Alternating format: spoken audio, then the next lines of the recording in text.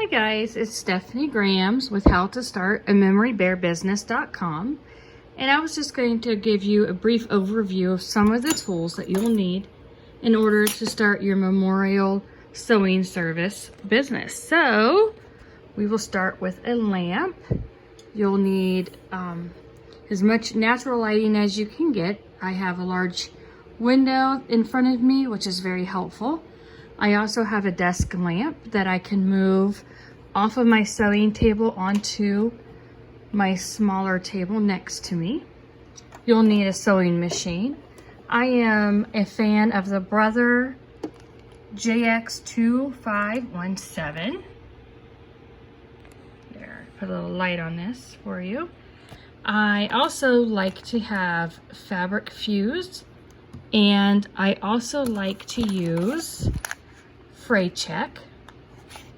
You never know when you're going to need either of these, because fabric, if you're using someone's favorite new fabric, then you may not need this. But if you're using very worn and old clothing or blankets to make the memory bear or memory item, you most likely are going to need these tools in your arsenal. All right, let's go on. We have a basic ruler, and I also have a tape measure. We have the safety noses. We have the safety eyes, and these come in a variety of shapes, sizes, and colors, but I like this particular brand and size and shape myself. All right, straight pens. I use a variety of straight pens. These happen to be my favorite. And then the next favorite are a quilter's pen with like a flower end. But these, if you can see, these needles are much longer than the other ones. But I typically use this size of a needle. Okay. And I like to keep mine separated in sizes. Next, I like to keep an ink pen and notebook handy because I typically receive orders of 5 or more memory bears at a time, and I like to keep notes on each bear.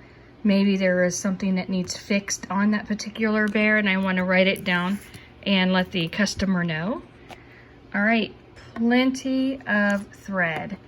You can see this bobbin is just full. It's just about empty. You'll also need plenty of bobbins. I have this one loaded, but I try to keep several inside my sewing machine holder. And I do also have a hand sewing needle that is necessary.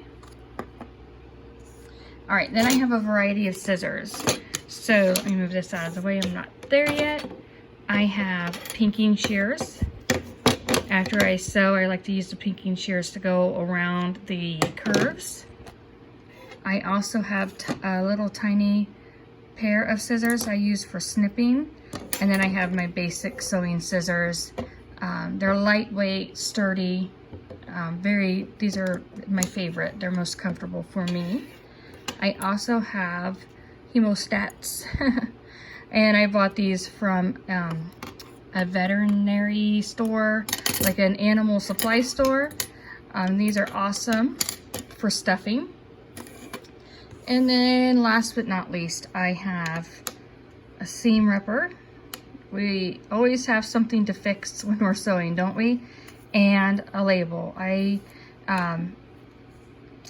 always sew in a label of care, I guess you'd call it.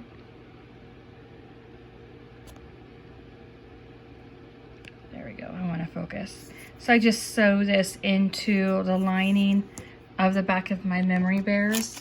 And if I'm making a pillow, whatever I'm sewing for a customer, I put a label in. I have a variety of labels. I just happen to have one of these laying around. But I have different labels for different projects. I do give a list of resources that I use in depth and how I use them. I also share where I make my purchases, all within the coaching program that I am now offering. So if you're interested in making money from home using your sewing machine, just give me a call me, text me, email me, visit howtostartamemorybearbusiness.com. Thank you guys.